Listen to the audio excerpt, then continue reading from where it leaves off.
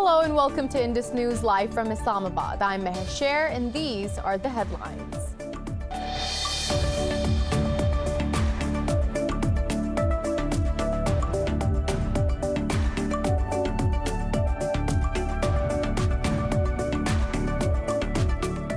In Afghanistan, at least 2 people, including a local police chief, have been killed after multiple bomb blasts rocked Kabul.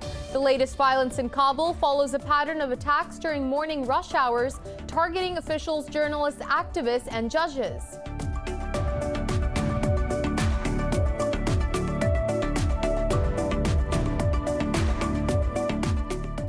The Saudi-led coalition says Houthi rebels launched an attack on the Abha airport in Saudi Arabia that caused a fire in a civilian aircraft. According to the state media, the fire has been brought under control.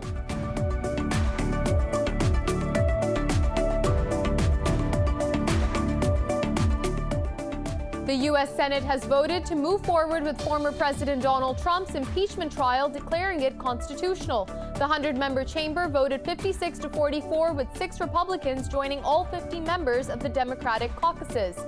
Trump was impeached by the House last month on a charge of inciting an insurrection at the U.S. Capitol on January 6th.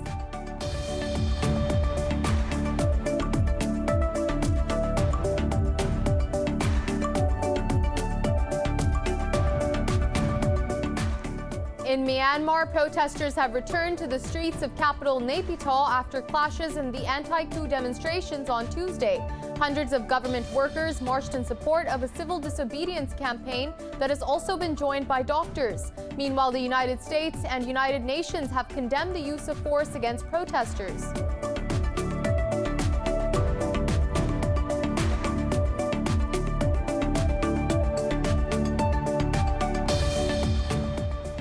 World Health Organization's data shows that the global number of new coronavirus cases has declined for the 4th week in a row. However, Mexico reported over 10,000 new cases and more than 1,700 deaths, bringing the toll to over 168,000. Pakistan has registered over 1,000 new cases and 62 deaths overnight, taking the tally to 12,128. Globally, the virus has claimed over 2.3 million lives and infected nearly 107 million people.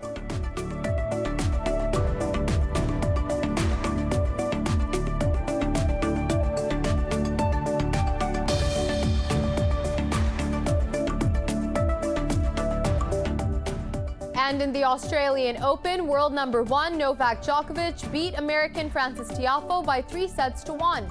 He will next face the winner of the All-American clash between Riley Opelka and Taylor Fritz.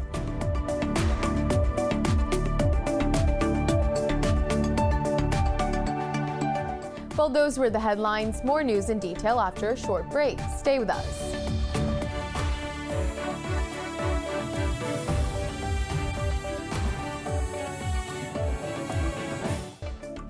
Welcome back. And now for the news in more detail. We begin in Afghanistan, where at least 2 people, including a local police chief, have been killed after multiple bomb blasts rocked Kabul.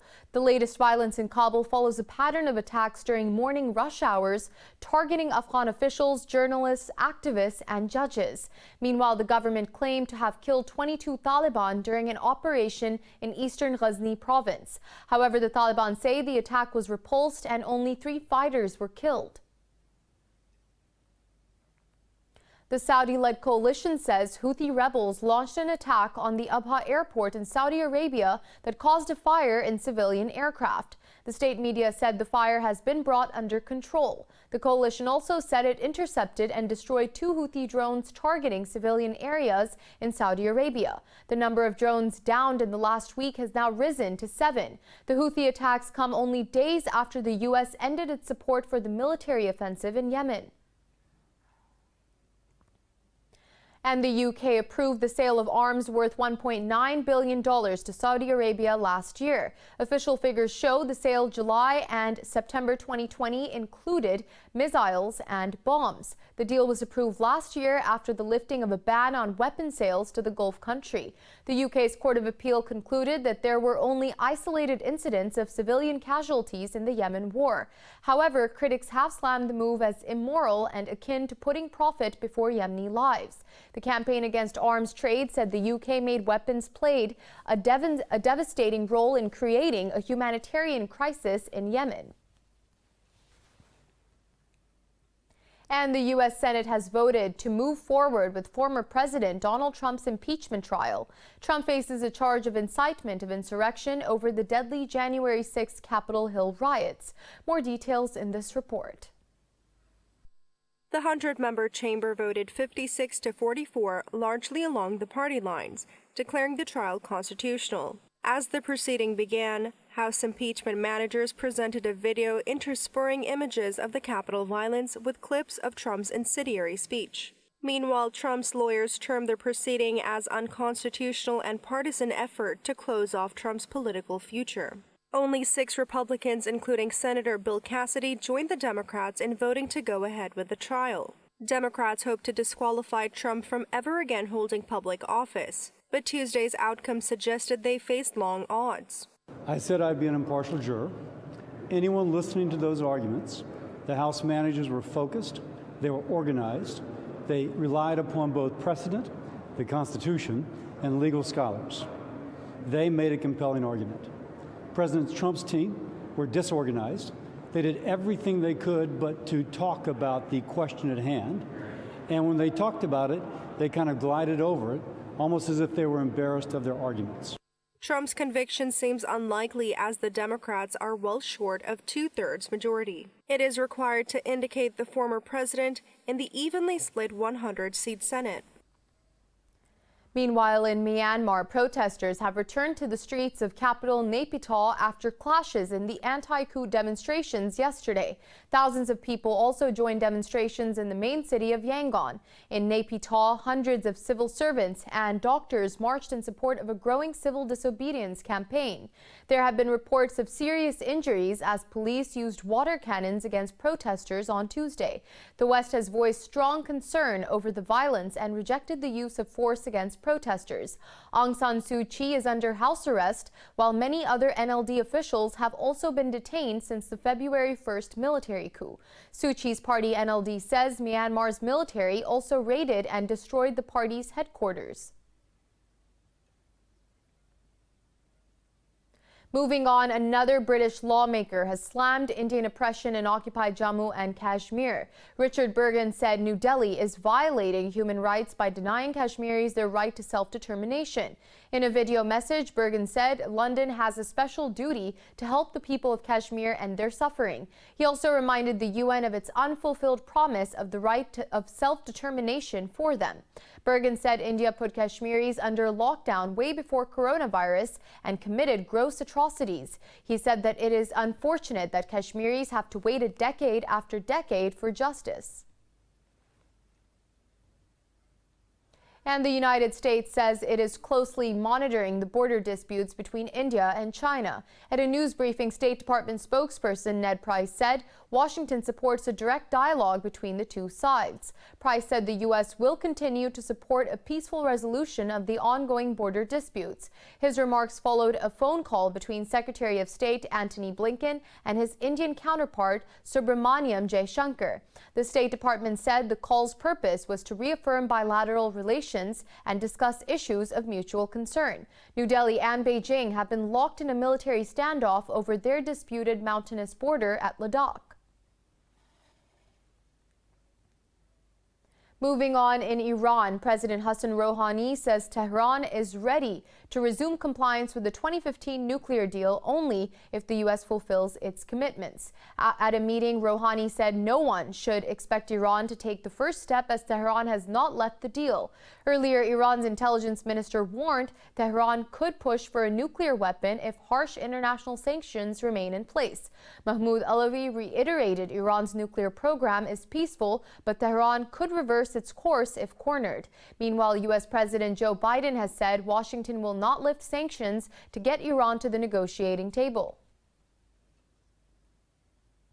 And Palestinian factions Fatah and Hamas have agreed on the mechanisms for upcoming legislative and presidential elections. In a joint statement, 12 Palestinian factions pledged to abide by the timetable for the long-delayed balloting and accept the results. The factions also agreed to establish an elections court based on judges from Jerusalem, the West Bank, and Gaza. It said no one other than the Palestinian police will guard voting sites in the West Bank and Gaza Strip.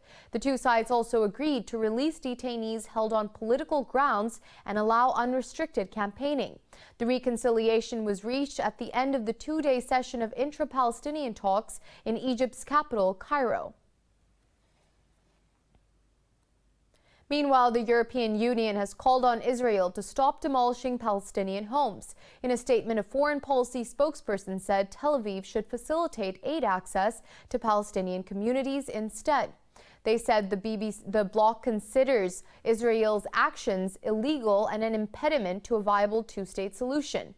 The spokesperson said Brussels firmly opposes Israel's settlement policies such as forced transfers, evictions, demolitions, and confiscations of homes. They said some 60 Palestinians, including 35 children, have been displaced after 46 homes were demolished recently in the Jordan Valley.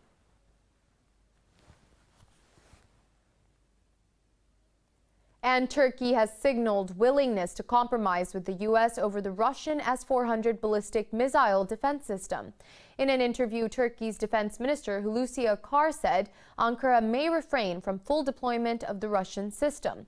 Akar said the defense systems will only be operational in the time of crisis on the basis of Turkey's threat perception. The defense minister also expressed the intent to negotiate with the U.S. to resolve the issue. However, he said that without solving the issue of U.S. backing for PKK in Syria, the S-400 issue can't be settled as well. Ankara's purchase of the Russian missile defense battery has put extra strain on U.S.-Turkey relations.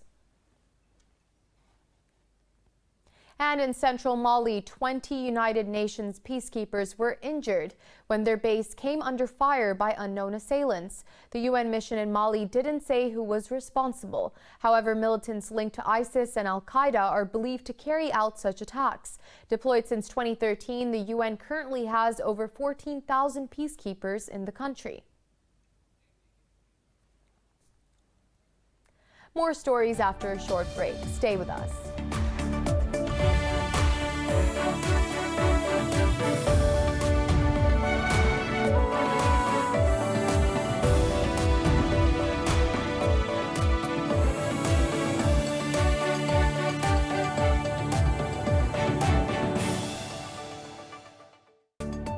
We're back. World Health Organization data shows that the global number of new coronavirus cases has declined for the fourth straight week. Mexico has more than 10,000 new cases and over 1,700 deaths in the last 24 hours. Globally, the virus has claimed more than 2.3 million lives and infected nearly 107 million people. More on the pandemic in this report.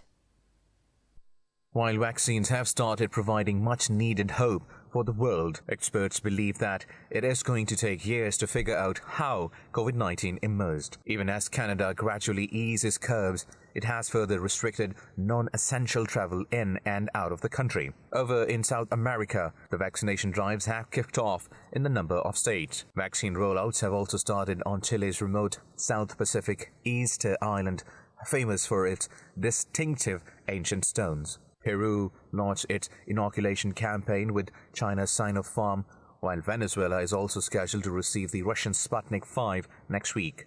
The vaccination we have started today is only a first step in the long road that we are traveling. Not only us, all nations around the world, to defeat this insidious and invisible enemy that is the pandemic caused by COVID-19. I hope it is only months. We are betting as much as possible that all Peruvians can be vaccinated in the year of the bicentennial of independence. The United Kingdom scientific advisors have designated a new version of the Kent variant with a mutation found in the South African variant as a variant of concern. COVID-19 accounted for the highest proportion of deaths in England and Wales of any week so far during the pandemic. Meanwhile, Greece is also set to impose a total ban on public movement in the Attica region till February 28.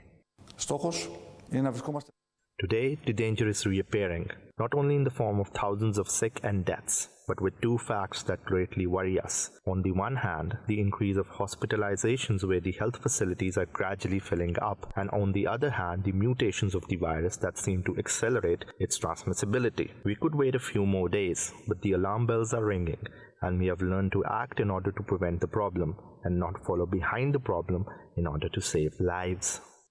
Elsewhere, the French Parliament has approved an extension of the state of health emergency in the country until 1st of June. Spain's coronavirus cases have crossed 3 million, making Madrid only the 7th nation to hit this grim milestone. Hungary is set to become the first European Union country to use the Russian Sputnik V vaccine this week.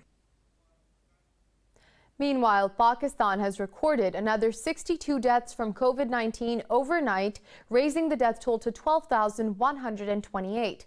The Health Ministry has reported 1,072 new infections since yesterday.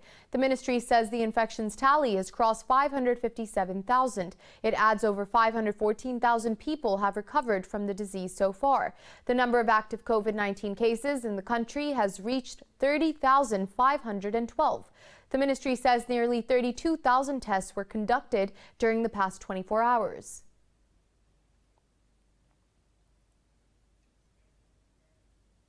And amid exhaustive efforts to rescue the missing mountaineers, Pakistan has assured the Chilean government that it would make all possible efforts to trace the missing heroes. Foreign Minister Shah Mahmood Qureshi held a telephonic conversation with his Chilean counterpart Andre Alemand. Qureshi expressed his deep concern over the missing team of the mountaineers. Meanwhile, the General Secretary of the Alpine Club of Pakistan, Qarad Haidari, says the search operation will continue today. He told Indus News that no search flight was conducted on Tuesday due to harsh weather conditions, as hopes for their survival fade. Pakistan's Muhammad Ali Sudpara, John Snorri from Iceland, and Juan Pablo Moore from Chile went missing on Friday after summiting the world's second tallest peak. Meanwhile, all foreign climbers at the K2 base camp have decided to end the winter expeditions considering the harsh weather conditions. Moving on, French President Emmanuel Macron says he will send his advisor to Beirut this weekend to follow up on the government formation in Lebanon. Local media reported that Patrick Durrell will meet several Lebanese officials during his visit. Macron had proposed a resolution plan for Lebanon, but it has not been adopted yet by politicians in the office.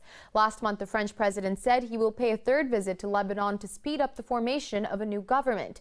Meanwhile, Qatar has also said that it is ready to facilitate dialogue between the Lebanese lawmakers. Lebanon has yet not been able to form a new administration since Hassan Diab's government resigned 6 days after the Beirut explosion last year.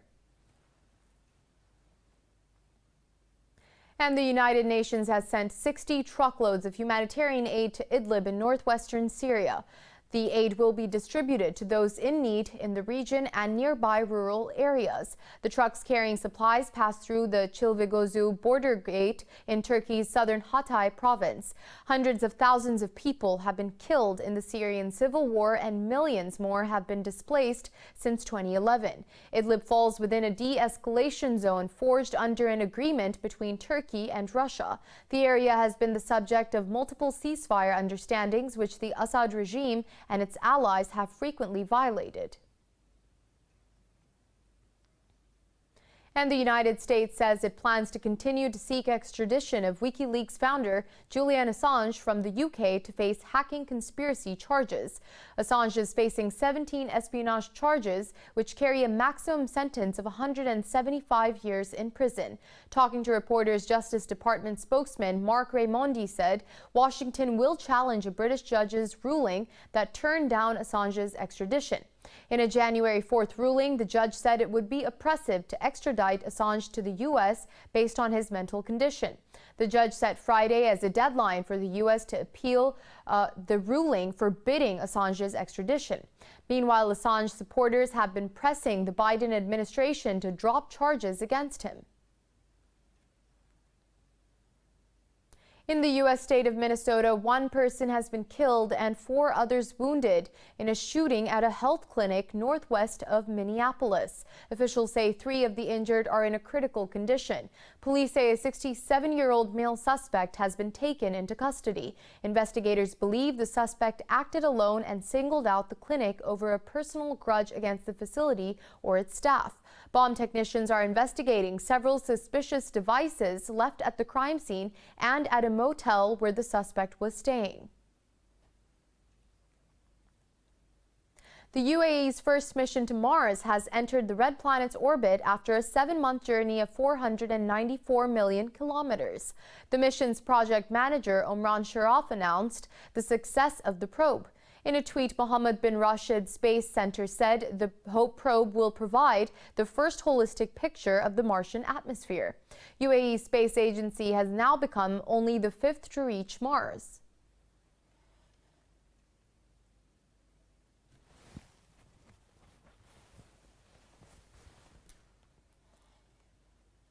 Meanwhile, Nathan Nzanga, a young Afro-American artist from Seattle, is pushing for justice through his music and protests. The U.S.-born son of immigrants from Congo has been featured in a movie that adds his artistic perspective to the social justice movement. This report has more.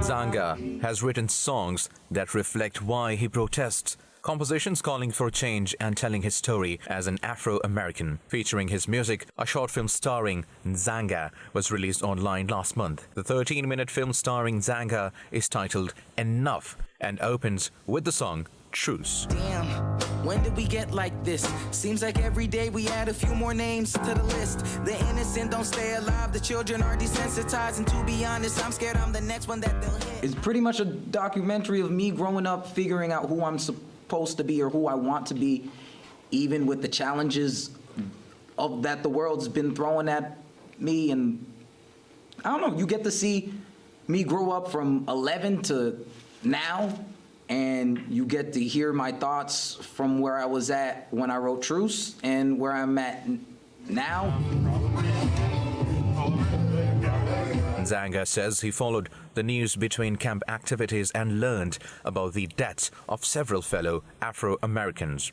In his song Truce, the Seattle-based musician says, daily there is a new name on the list and he fears that he will be the next victim. Can't love me if you don't know me. Can't know me if you don't hear me. I wrote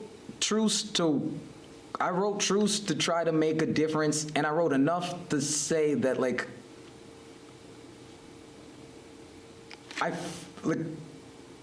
what else is there for me to do? Like, I feel tired. Like, how much love do I have to give to receive any love back? The film also includes another song, which he wrote following the death of George Floyd, who was killed by a white police officer last year.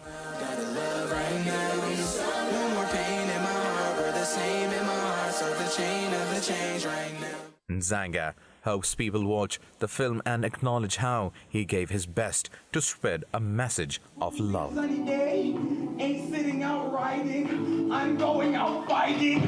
I got a whole lot of empathy.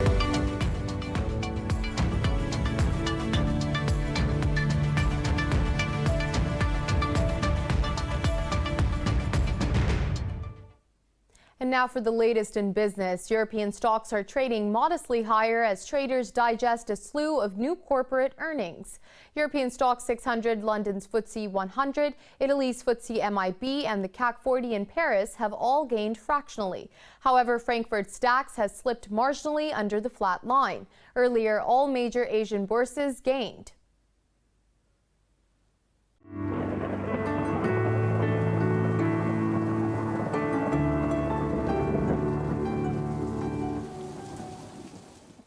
And it's time now to take a look at the latest weather updates from around the world.